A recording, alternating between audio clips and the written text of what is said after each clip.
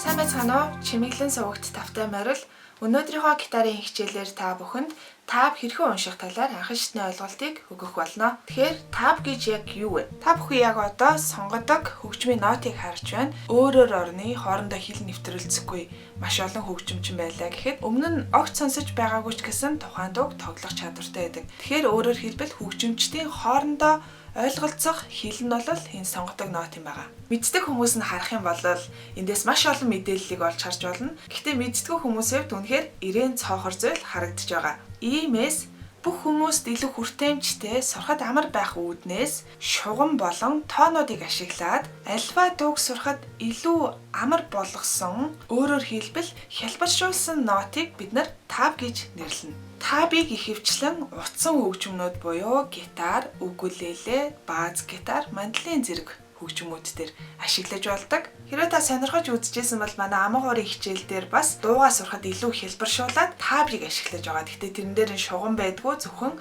тоонууд байдаг. Харин утсан хөгжим гэдэг бол утастай учраас яалтчгүй зураасыг давхар ашиглаж өгснөөр тааб хоорондоо юм ялгаатай байдаг бахан. За тэгвэл таабыг хэрхэн унших вэ? Түрүүн хэлсэнчлэн таабын шугамнууд нь тухайн утсан хөгжмөний утсыг илэрхийлдэг учраас жишээлбэл 6 шугамтай байх юм бол гитарын тааб, 4 шугамтай байх юм бол укулеле хөгжмийн тааб зэргээр тухайн хөгжмөнийхөө утаснаас хамааран шугамны тоон шийдэгддэг. Та бүхэнд ойлгомжтой байх үүднээс гитараа ийш нь харуулад байрлуулчих. Эндээс таабан дээр харагдаж байгаа 6 шугамны хамгийн дээдлийнх нь гитарын хамгийн нарийн утас буюу 1-р утастай дүйцэн. Ингээд 2 дахь шугам нь 2-р утас, 3 дахь шугам нь 3-р утас, 4 дахь шугам нь 4-р утас, 5 дахь шугам нь 5-р утас, 6 дахь шугам нь 6-р утсыг илэрхийлж байна. За энэ шугамнууд дээр тоонууд орж ирснээр тааб гэдэг бүрэн утга маань гарч эхэлнэ. Энэхүү шугамнууд дээр байрласан тоон тухайн хөгжмийн ладны дугаарыг илэрхийлнэ.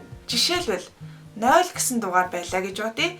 0 гэдэг маань юу ч заахгүй. Тийм учраас аль нэг ладан дээр хуруу тавихгүйгээр тухайн утсыг сул дугааргана гэсэн үг. Жишээ харцгаая. Хэрвээ 1-р шугам дээр 0 гэсэн тоо байх юм бол та 1-р утсыг хоосон татаж дугааргана гэсэн үг.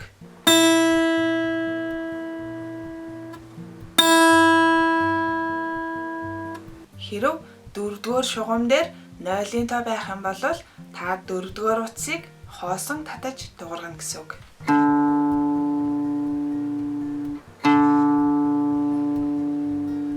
За тэгэхээр хэрвээ 1 гэсэн тоо байх юм бол 1-р ладан дээр хурууга тавина гэсэн үг. 2 гэсэн тоо байх юм бол 2-р ладан дээр. Тэгээд аль шугамн дээр тухайн тоо байрлаж байгаагаас хамаарат тухайн утасны тухайн тоотой ладыг хуруугаараа дарна гэж ойлгох нь байна. Жишээлбэл 1-р шугамн дээр 3 гэсэн тоо байх юм бол та 1-р утасны 3-р ладыг хуруугаараа дараад тухайн утсаа дугааргана гэсэн үг.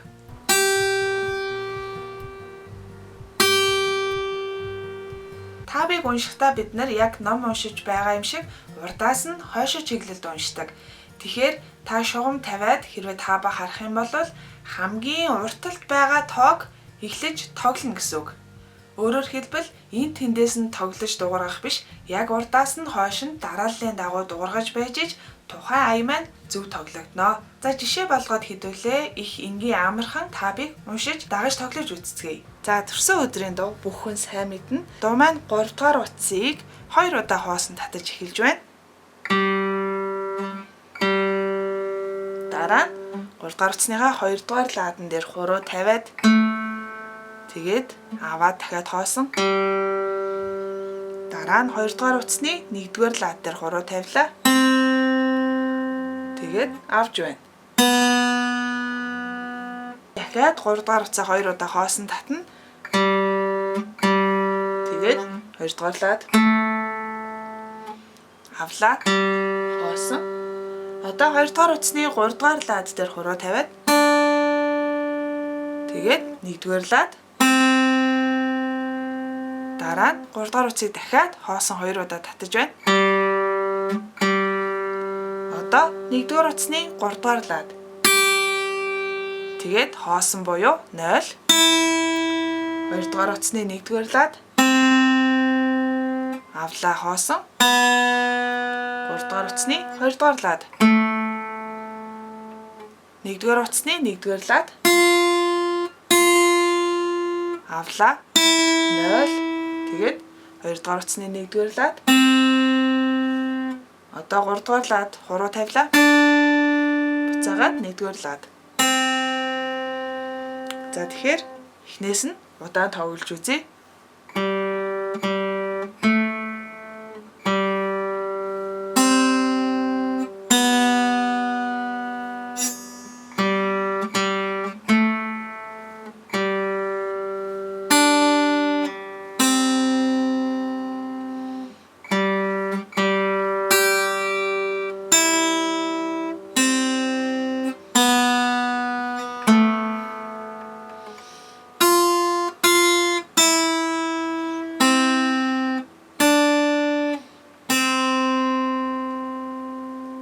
За ийм болох нь мэдээж бүх хүн энэ дог сайн мэддэг учраас өөрийнхөө мэддэг хэмжээгээр тоглоход болно.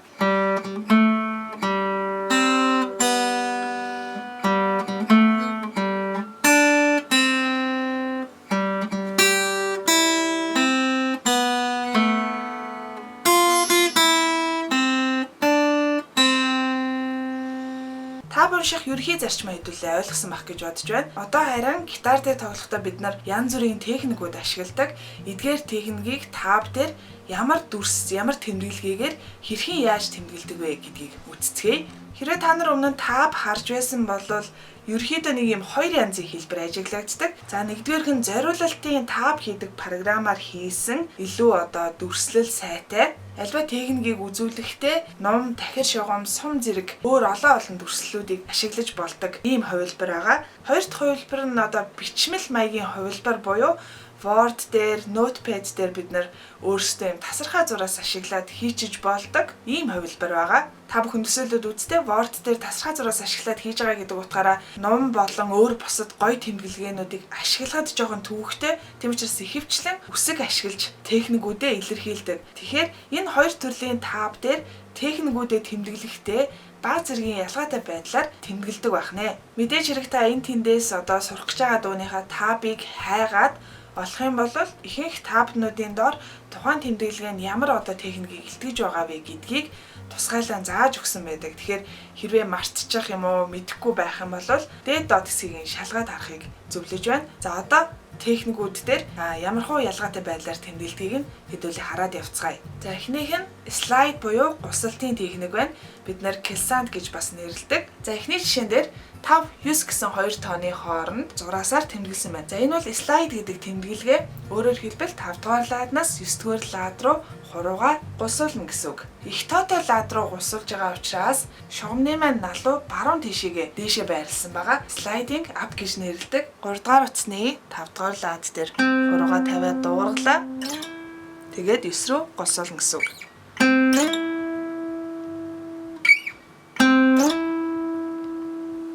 За дараагийнх нь болохоор 3-аас 2 гэсэн тоо руу уруудсан налуу зураас байна. Тэгэхээр 3 дугаар ладнаас 2 дугаар лад руу хуруугаа буцаагаад гусуулна гэсэн үг. 4 дугаар утасны 3 дугаар лад дуургаад 2 дугаар лад руу гусуулна гэсэн үг.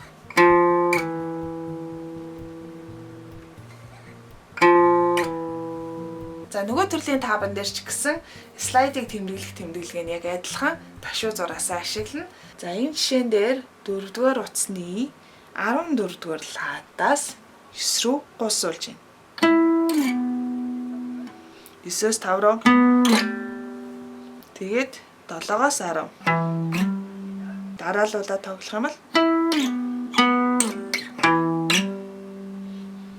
гусуулах техникийн маань хоёр талд заавал тоо байх албагүй. Зарим тохиолдолд урталтаа тоо байхгүйгээр жишээлбэл өгссөн зураасаа тавиад 9-ийн тоог тавьсан байх юм бол аль нэг бага тоотой ладнаас 9 рүү гусуулна гэсэн үг. 3 дугаар утасны 9 дугаар лад. Тэгэхээр энийг ингэж тоглож болно. Ингэж болно. Ингэж болно. Хаанаас нь ч авсан болно гэсэн үг. Үүнтэй яг адилаар 3-аас доошо гусуулсан байх юм бол 3-аас 2 руу 3-аас эсвэл 1 рүү гусуулах боломжтой байх нь байна. 4 дугаар утасны 3 энд маань 2 сонголт байна тий. Эсвэл За За дараагийн жишээн дээр 7, 9 гэсэн байгааг та бүхэн харж байна. Энэ маань гусалтаа угсруулж хийх буюу 7-оос 9 рүү гусуулаад буцаагаад 7 руу гусуулна. Энэ үедээ зөвхөн утсаа нэг удаа татаад 3 өнгөө дуургана гэсэн үг. 3 дугаар утасны 7 дугаар лад тэгээд 9 7. Нэг таталтаар энэ 3-ыг сонсогдно гэсэн үг байна.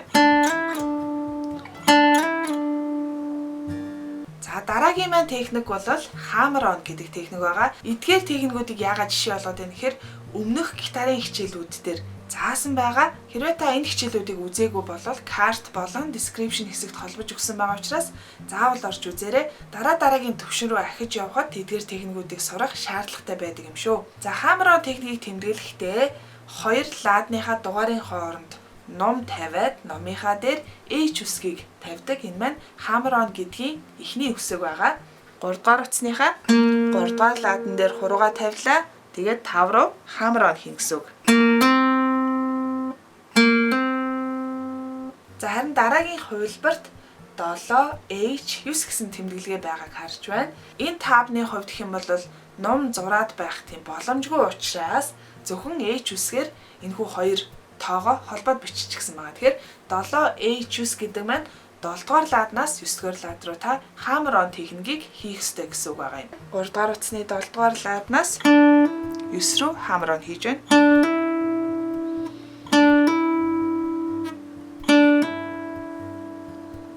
Дараагийн техникийг харцгаая. Энэ бол hammer on техникийн урвуу техник буюу pull off гэдэг техник байгаа. За 9-өөс 8 руу буюу ладны дугаар нь өмнөхөөсөө багасдаг. Өөрөөр хэлбэл 9 дугаар ладан дээр хуруу тавьсан байж байгаад хуруугаа матаж аваад 8 дугаар ладыг дуургана гэсэн үг. Хооронд нь номоор холбоод дээр нь pull off гэдгийн P үсгийг тавьж өгсөн байгааг харж байна. За энэ жишээн дээр 4 дугаар утасны 9-өөс 8 руу pull off хийж байна. Тэгэхээр 9 болон 8 дугаар ладан дээр хоёр хуруугаа зэрэг тавиад 9 дугаар ладан дээр байхад нь уцаа дуургана. Тэгчээд 8 болохоор матаж дуургана гэсэн үг.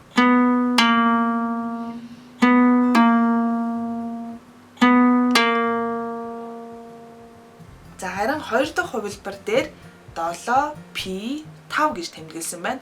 Өөрөөр хэлбэл ахаад л нөгөө нумаа тавих боломжгүй учраас 7-оос pull off хийгээд 5 дугаар ладаа дуургана гэж ойлгох гэнэ. 2 дугаар утасны 7 дугаар ладнаас 5 дугаар утас руу матаж байна. Тэгэхээр нэг хурууны зайтай алгасаж бариад 7 дугаар ладан дээрх утсаа дуургасны дараа 5-аа матна гэсэн үг.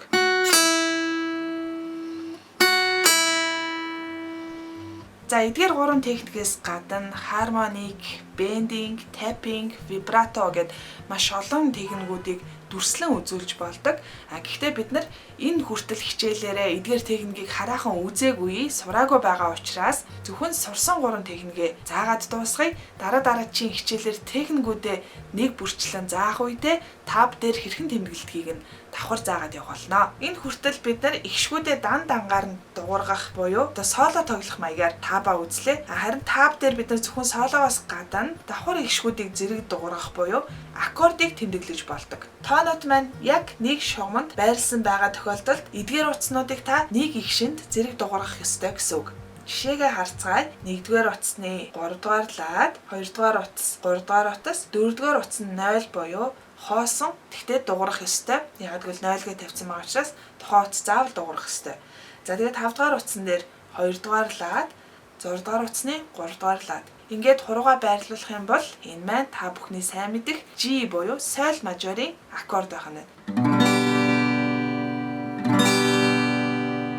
За аккордоо ингээд дүрсэлж болж байгаа юм чинь тухайн аккордоо доошоо дээшээ зохихыг бид нар бас дүрсэлж болно. Доошоо дээшээ зохихыг табныхаа дээд хэсэгт байрлуулж өгдөг. За цаасны үдээс шиг хэлбэртэй энэ дүрс бол доошоо зохихыг илтгэж байгаа. За харин хурц өнзөг хэлбэртэй дүрсээр дээшээ зохих ёстойг илтгэж байна. За энэ жишээнээс харах юм бол 5 5 3 гэсэн ладан дээр 6 5 4-р утсан дээр хуруугаа тавиад доошоо 3 зогсны дараа дээшээ нэг зохиод дахиад доошоо нэг зохиод за дараагийн дээшээ зохиолтон дээр аккорд маань 2 ладаар дээшээ шилжээд ингээд дээшээ зохилоо дахиад дээшээ зохилоо тоглож үзцгээе.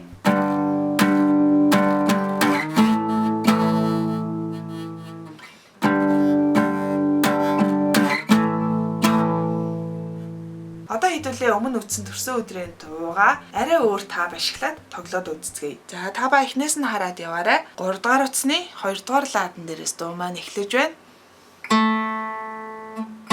2 удаа дуурглаа. Дараа нь 2 дугаар утас болон 4 дугаар утас хоосон зэрэг татна. За би энэ хуруугаа авч болно. Гэхдээ хоосон татсны дараа дахиад энэ утсаа татаж байгаа учраас авахгүй хэвээр нь үлдээгээд байгаа шүү. Одоо 2 дугаар утасны 3 дугаар лад. За дараа нь 2 дугаар утасны 2 дугаар ладыг 5 дугаар утастай татна. Таваа дахиад хоосон татлаа. Дахиад 3 дугаар утасны 2 дугаар лад. 2 удаа. За одоо 2 дугаар утас 5 дугаар утас хоёрыг хоосон хамт татах нь байна. Тэгээд дахиад 3 дугаар утасны 2 дугаар лад 1 дугаар утсыг хоосон татлаа. 2 дугаар утасны 3 дугаар ладыг 4 дугаар утастай татах нь байна.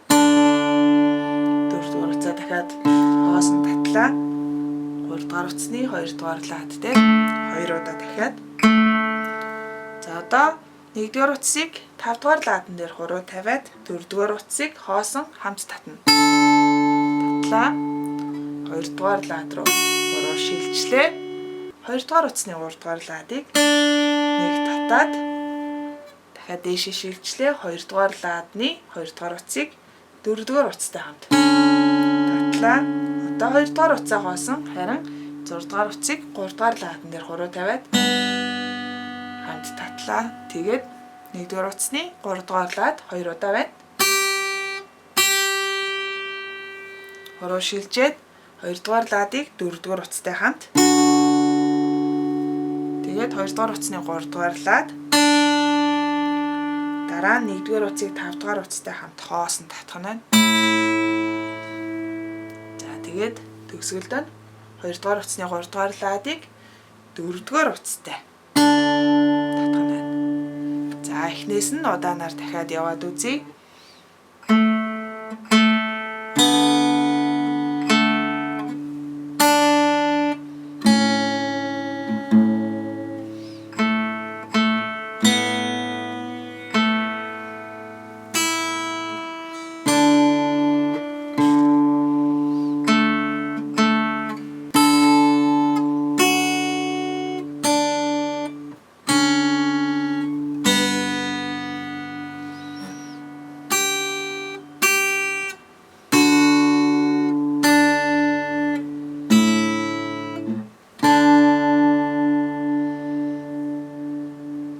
Тав маань хэлбэршүүлсэн нот гэсэн үг тийм ээ. Тэгэхээр хэлбэршүүлж байгаагийн хажуугаар бас дутагдaltaй тал байдаг. Бүх мэдээллийг бас бидэнд өгдөггүй. Тэрний нэг тод жишээ нь бол ихшгийн хэмжээ буюу одоо хэр урт богино тоглох вэ гэдгийг илэрхийлж чаддгүй. Тийм учраас ихэнх таабнуудын дээр нь сонгодог нотыг нь давхар хавсаргаж оруулж өгөөд бид нар тодорхой хэмжээний анхан шатны хөгжмийн онолын мэдлэгтэй болоод тухайн ихшгүүдийг хэр урт хэр богино тоглох вэ гэдгээ дээдлийнхаа нотноос давхар харж явдаг байгаа. Эсвэл сурах гэж байгаа дууга өөрөө маш сайн мэддэг байх шаардлагатай болно гэсэн үг. Тэгэхээр түрүүний төрсөн өдрийн дууны жишээ байна л да. Happy birthday to you гэж тогломоор байгаа боловч нотныхоо хэмжээг харахаар уртлынх нь арай урт тоглогдож байна. Happy birthday to you. Happy birthday to you.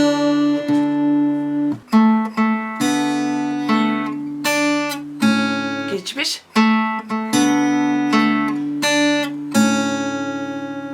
Ингэж тоглогдож байгаа гэсэн үг. Өмнөх жишээнүүдээс хэрвээ анзаарсан бол таны зүүн гараараа аль хуруугаар дарж, баруун гараараа аль хуруугаар татаж тоглох вэ гэдгийг тэр болгонд таабан дээр тусгаж өгдөггүй. Гэхдээ зарим нэг нотон дээр тусгаж өгсөн байдаг. Зүүн гарын хуруунуудыг тэмдэглэхдээ бичмэл тааб буюу бидний нөгөө тасархай зураасаар хийдэг таабан дээр 1 2 3 4 гэсэн зүгээр тоогоор энгийн яг програмаар бичдэг таабан дээр бол дугуй дүрсний дотор 1 2 3 4 гэж байрлуулж өгдөг. Харин баруун гарыг тэмдэглэхдээ бол ихэвчлэн IMA гэсэн үсгүүдээр болон дөрвөлжин хаалтан дотор хийж ялгадаг байх нь. За ингээд өнөөдрийн хичээл ойлгомжтой байсан байх гэж найдаж байна. Хэрвээ ойлгоогүй зүйл байх юм бол сэтгэл хэсэгт бичээд асуугаарай. Бас subscribe гэсэн товчон дээр дараад хонхныхын зурган дээр дарчих юм бол манай оруулж байгаа хичээлүүд танд цаг алдалгүй мэдэгдэх болно. Дараагийн хичээлээр уулзъя. Баярлалаа. Баяртай.